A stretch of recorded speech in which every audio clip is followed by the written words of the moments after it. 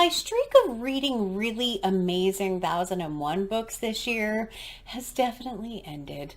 Let's get to it.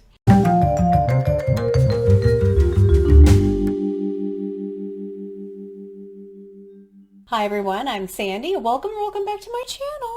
Today I have a 1001 book countdown for you, and it has been a few weeks since I've had one. I had some things going on in my personal life that has just made it very difficult to find the time to be able to record everything.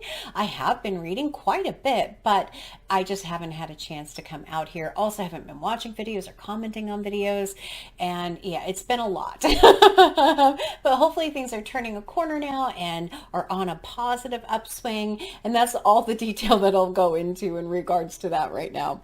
If you're not familiar with the 1001 book countdown, I will leave a link up here for you somewhere where you can go and check out the original video. But basically, I'm reading books off of the 1001 books you must read before you die list, and I combined all editions of that book together, making it so I had 1,316 books to read rather than just the 1001. It is a massive project, and I'm just slowly making my way through this massive list.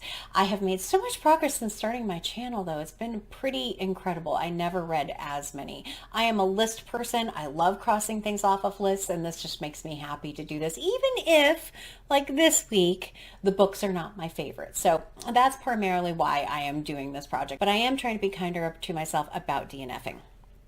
All right. Let's go ahead and get into the numbers, which I have already forgotten. The first number is, I will look, 825. That's my main number that I have left out of the 1,315 books. Incredible. I'm so close to the 700s. That is wild. And the second number is 47. So every year at the beginning of the year, I pre-select 52 books that I want to try and focus on throughout the year and hopefully get that number to 0. I have never made it in the 3 years that I have been documenting this out here on YouTube. Maybe this is my year. I don't know. I hope so. We'll see. But right now that number sits at 47. I have 47 of those books left. Yep, we'll see. I'm cautiously optimistic because last year I was already behind at this time, and right now I am still right on track. So, all right, the first book that I did read for this video is this one, Waiting for the Barbarians by J.M. Coetzee. Coetzee, I believe it's a South African author. I'm trying to keep the glare off of it, so I'll keep it tilted like this. Very weird cover on this where he's removing someone's feet. It makes more sense when you read the book. This book was originally published in 1980. J.M. Coetzee is probably is one of the most well-represented authors on the 1001 list with 10 books. I think Charles Dickens is the only one that's higher, and I think Virginia Woolf has the same, or around the same. But this particular author, I have read 8 of his books now. 8 of these. So I have 2 left. And I have had mixed reviews of his writing. Some books were okay. Some books were awful. I haven't DNF'd one. They've never been that bad that I've been like, no, I don't want to read that. And this one actually was a little bit better than some of the other ones that I've read. I think my favorite that I've read so far is Slow Man.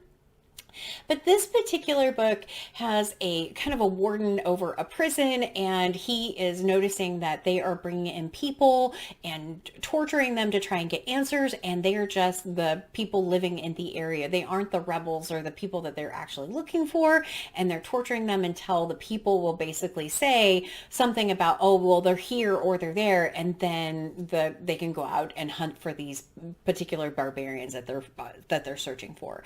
The main character, he's actually trying to do good in the beginning. There is some piece in here where he's trying to wash a woman's feet, which is part of what this is. It's weird that the feet look like this, but that is part of the story. It does go into kind of like this weird sexual component. And about midway through the book, I kind of started to lose a little bit of interest. Now, this is not a long book, so for me to start to lose interest halfway through, it's like, okay. But I mean, it was a decent read. It just wasn't my favorite, and it certainly didn't compare to the 4-star reads that I had last month. It is what it is, but I did finish it. I only have 2 more. I haven't quite given up on this author, which isn't the case for all the authors that I read this month, or in this video. But this particular one, yeah, it just kind of ended up in the 2.5 star. It's okay, not great, not horrible, just okay. Yeah. But with this book, we do get to go from 825 to 824, and it was on my 2024 list. So we get to go from 47 down to 46. Amazing, fantastic, happy so far, even though the book, not so good. All right, the second book that I finished, I did as a group read with 4 people, me, Gemma from Gemma Books, Priscilla at the Evening Reader, and Dia from Novel Idea. And the book that we read was this one, If on a Winter's Night, a Traveler by Italo Calvino. Now, I will tell you that out of the 4 of us, only 2 finished it. 2 people DNF'd it. And that's interesting. Calvino actually has, I think, 5 books on the 1001 list. This is the second one that I've read. The first one was The Castle of Cross Destinies, which I actually did like quite a bit. I thought it was a very unique premise to it. This book is weird. This book is very meta, and it is very... it's just a complicated book. It has kind of 2 different ways that the stories are told. There's a section with a number and then a short story, and then a section with a number and then a short story.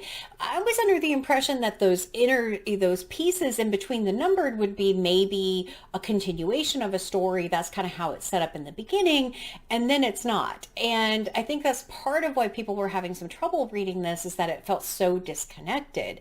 I loved the beginning of this book. I thought this book was so original in how the author was talking to me as a reader and kind of talking through some things that I actually do, or I actually believe, I actually see as a reader. The first 3 chapters, I was so enamored by this particular book.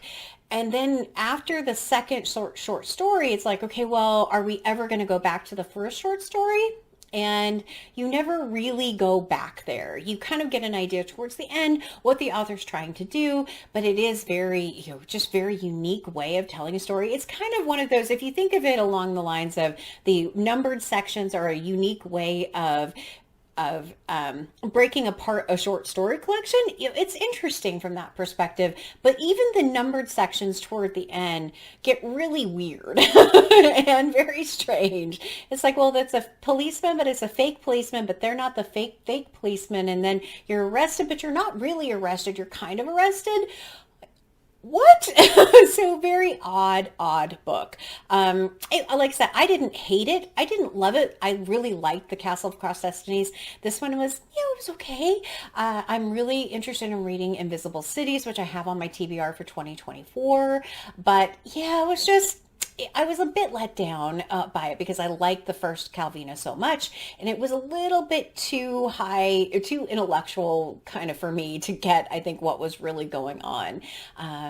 It makes me feel like I'm not smart enough to quite understand what the author is trying to do in this particular book. So, but that is my second book, which is, with the numbers, we get to go from 824 to 823, and it was on my 2024 list, so that number gets to go from 46 down to 45. Getting there. Happy. All right, the next book, I do have a big update this week too. I have multiple books in this update. The next book is actually my 1001 Book Club pick for the month of February. With the 1001 Book Club, I am co-hosting with Britta Bowler, and we read The Princess of Cleves by Madame de LaFayette. This book was originally published in the 1600s. It's not only the oldest book on my 1001 Book Club, it's one of the oldest books on the 1001 list in total. Very few books are pre-1800 books. So that's really incredible as well that we had this one. This is the only book that this author has on the 1001 list. This was actually originally published in French and anonymously. And so it came out later who was the actual author of this particular book. This book is set in the 1500s in a royal court.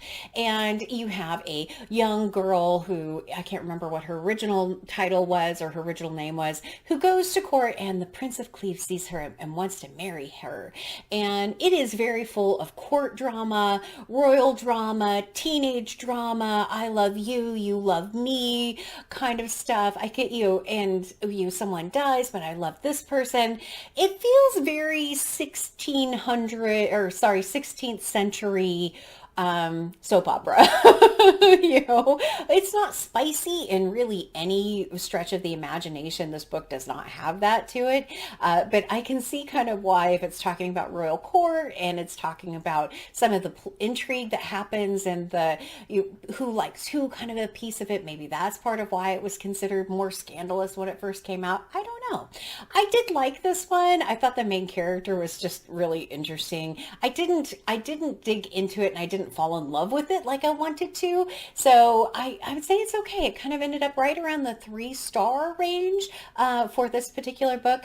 And by the way, Britta and I have been talking about maybe doing a Zoom call in the future to talk about the book. If you'd like to see that, definitely let me know in the comments and we'll see if we can make it happen. Everything going on of my personal stuff for this month made it so that we couldn't even begin to arrange that, but we might be able to in the future, and maybe I can talk Britta into doing a live at some point. We'll see, not promising. But with this book, we get to go from 823 to 822, and it was, of course, on my 2024 list, so I get to go from 45 to 44. Again, incredible. Very, very happy with those particular numbers.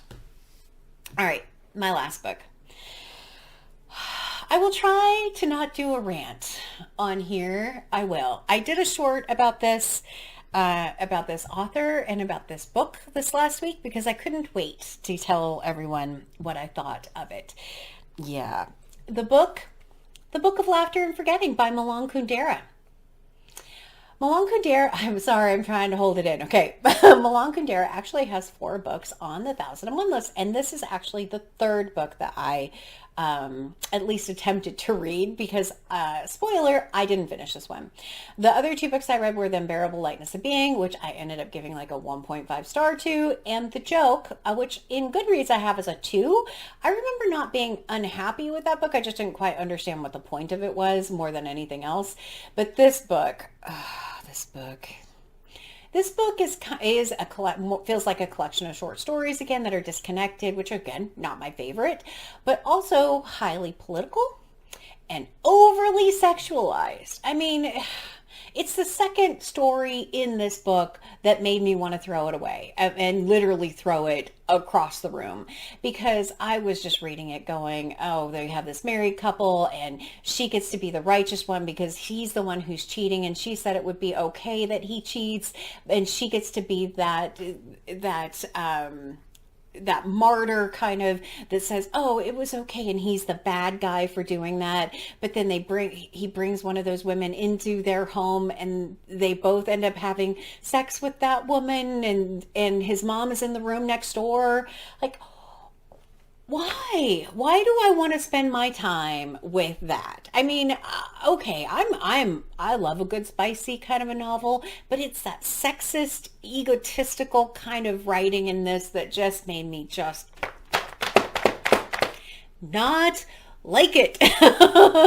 Not like it at all. And so I DNF'd it. I DNF'd it probably about halfway through.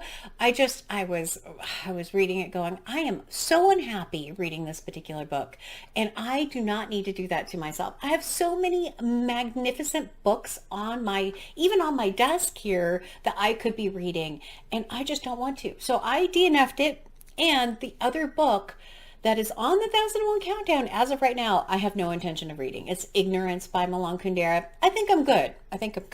I don't want to read it.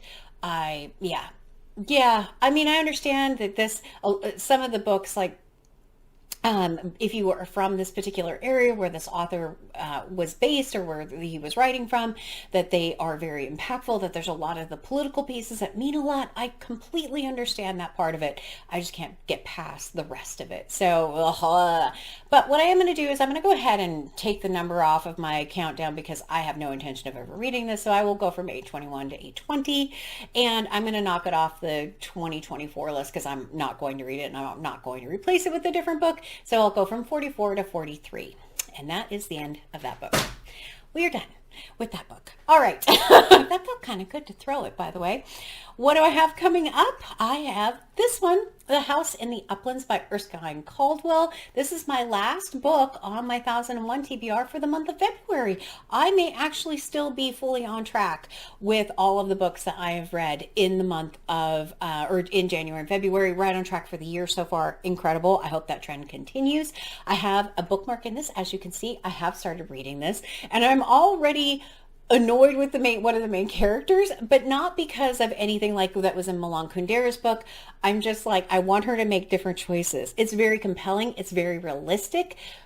So far, I am really enjoying this book, but I am maddened by her behavior. I'm like, oh, stand up for yourself. Please, please, please stand up for yourself. I'm begging you to stand up for yourself. That's where this particular book is at. That's the only book I have left.